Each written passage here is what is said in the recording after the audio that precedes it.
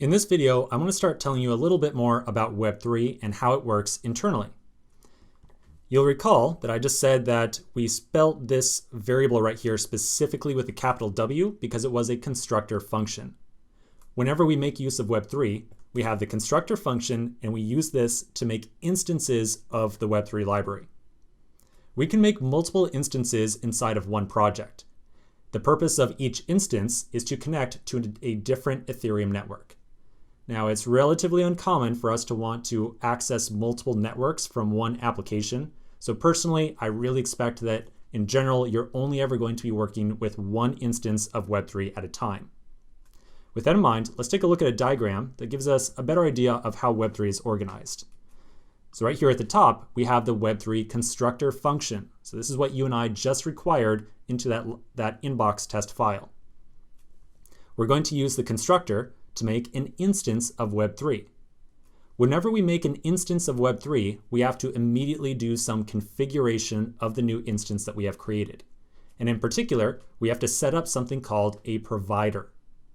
A provider can be thought of as like a communication layer between the Web3 library and some specific Ethereum network.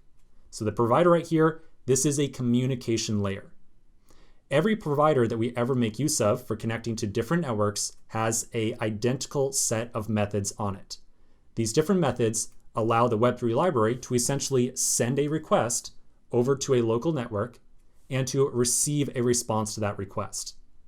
You should really think of the provider right here as being like a telephone or a cell phone, and Web3 and Ganache as being like two people who are trying to communicate. So this might be me standing right here. Maybe I'm a copy of Web3. Maybe you are a copy of Ganache. Sorry that you had such a lot in life. And we might use this provider as a communication means to exchange messages with each other.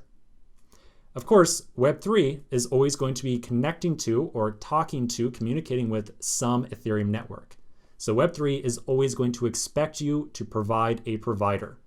If you don't provide a provider, Web3 is going to complain and it's going to say, hey, I have no idea what network I'm supposed to be talking to here. Now, I specifically drew this kind of little notch in the diagram right here so that you can kind of understand that we're going to take this Web3 instance and we're going to kind of plug in a provider like so. In this case, the provider is coming from this local test network that you and I are putting together, but we could easily swap this provider right here out and replace it with some other provider that speaks to a different network. So these are exchangeable providers. But again, in general, you and I are only ever going to be working with one network at a time. All right, so now that we've got a better sense of what's going on in the provider, let's flip back over to our code and we're going to set up our local instance of Web3. So back inside my code editor, I'm going to create an instance of Web3 by saying lowercase Web3. So again, notice that the capitalization of the first letter indicates whether we are working with the constructor or the instance. So lowercase means instance. We'll then say new Web3. In this case, this is the constructor function, so we're using the capital here. And then to the constructor function, we're going to provide ganache.provider, like so. So this line of code right here is what creates an instance of Web3 and tells that instance to attempt to connect to this local test network that we are hosting on our machine solely for the purpose of running these tests. In the future, when we start to connect to other networks, like say the Rinkeby test network or the main network, we will replace this provider with a different provider that will link us up to those other networks that we want to access. So again, this first argument right here is going to change over time depending on what network we are attempting to connect to.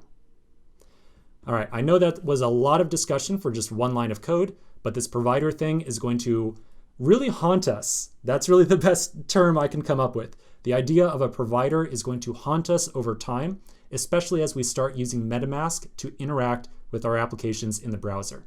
So this topic is going to come back up in a really big way later on in the course. All right, let's pause right now. And in the next section, we're going to get a better sense of how we can use Ganache and Mocha to write tests around our contract. So I'll see you in a minute.